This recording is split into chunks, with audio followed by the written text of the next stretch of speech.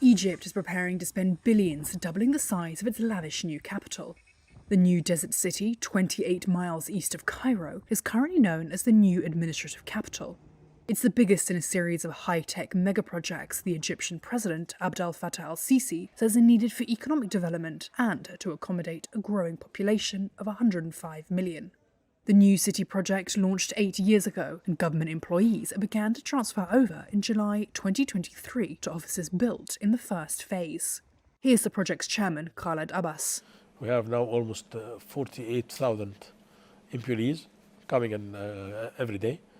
All the ministries and some of the public authorities and organizations are working from here. And this is, we start moving from last March. By the beginning of last July, all the government is working from here, starting from the Prime Minister and all the ministries with all the entities. We have lots of demand now. That's why we need to start immediately in phase 2. If there's a demand, we'll go after a year or something like that. We can work on phase 3. The city is designed to serve as a high-tech model for Egypt's future, away from the clutter and chaos of Cairo.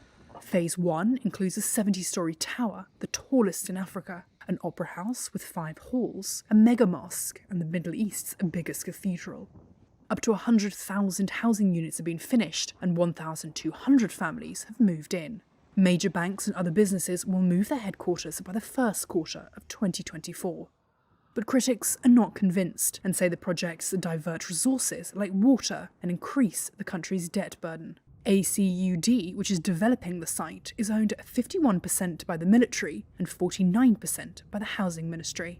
500 billion Egyptian pounds have been spent on the first phase already. That works out to about $16 billion at the current exchange rate, or $32 billion before Egypt began a series of devaluations in March 2022.